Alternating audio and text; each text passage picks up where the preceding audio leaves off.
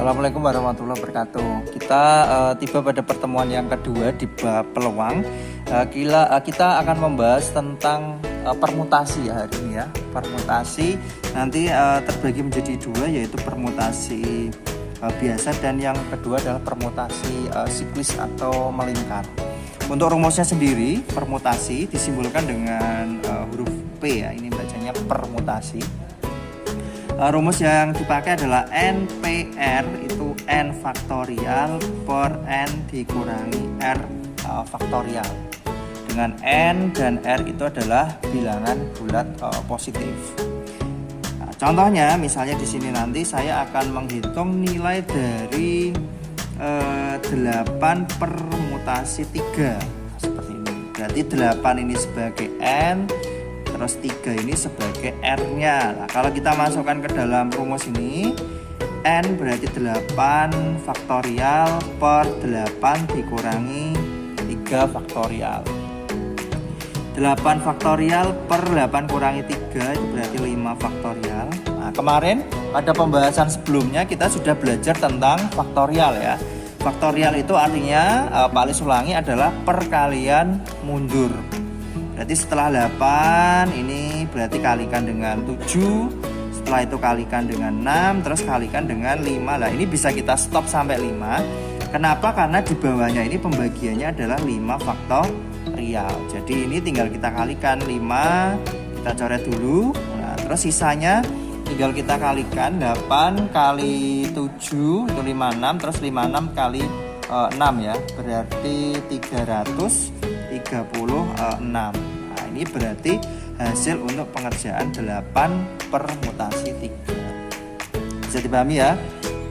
Kemudian untuk contoh yang kedua ini berbentuk soal cerita. Misalnya Pak Alis soalnya seperti ini. Ada beberapa cara dalam memilih ketua, wakil, dan sekretaris dalam sebuah kelas yang terdiri dari 10 kandidat. Nah, di sini ada 10 kandidat ya awalnya, 10 kandidat. Dari 10 kandidat ini itu akan dipilih apa tadi?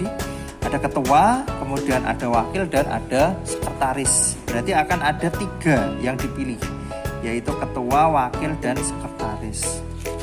Dalam pengerjaan soal ini, kalian dapat menggunakan rumus permutasi, yaitu 10 permutasi 3. Dari 10 kandidat akan dipilih 3.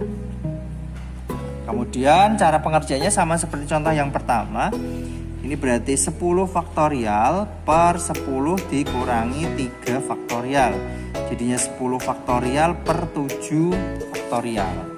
10 kita uraikan sampai dengan 7, berarti 10, 9, 8, kemudian sampai 7 faktorial per 7 faktorial. Nah, ini tinggal kita coret aja 7-nya.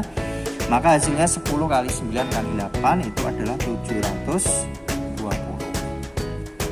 Gitu ya. Jadi mungkin bisa kita simpulkan bahwa kalau permutasi, pengerjaan permutasi itu ketika ada rincian. Nah, di sini rinciannya maksudnya adalah dari 10 orang ini akan dipilih 3. Lah 3 ini disebutkan dia sebagai apa? Oh, ternyata sebagai ketua kelas, wakil, sama sekretaris.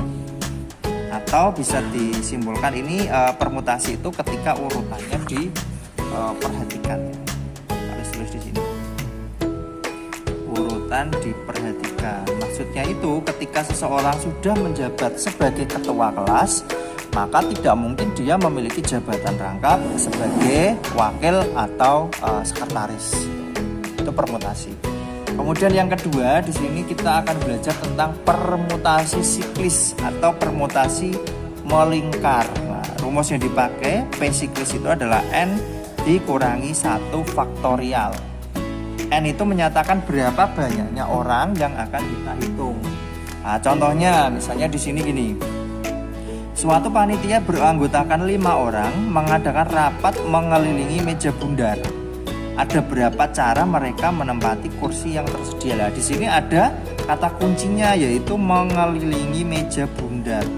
Maka kalau di sini mejanya bundar, pasti dia duduknya secara melingkar. Nah, kalau melingkar berarti kita bisa menggunakan rumus P siklis ini. Nah, kalau kita lihat di sini orangnya kan ada 5, maka ini yang disebut dengan N, yaitu N-nya 5. Berarti banyaknya cara dalam duduk itu bisa kita tulis rumusnya, yaitu P siklis N min 1 faktorial. Nah, N-nya masukkan 5 dikurangin 1 faktorial, jadinya 4 faktorial. 4 faktorial kita hitung seperti biasa, perkalian mundur, berarti 4, 3, 2, 1. Nah, ini kita kalikan 4 kali 3 kali 2, berarti ada 24 cara dalam duduk secara melingkar. Oke, seperti itu ya yang dapat Pak Alis jelaskan untuk pertemuan hari ini. Semoga kalian dapat memahaminya dan nanti ketika mengerjakan latihan soal bisa dan benar. Oke. Saya akhiri, wassalamualaikum warahmatullahi wabarakatuh.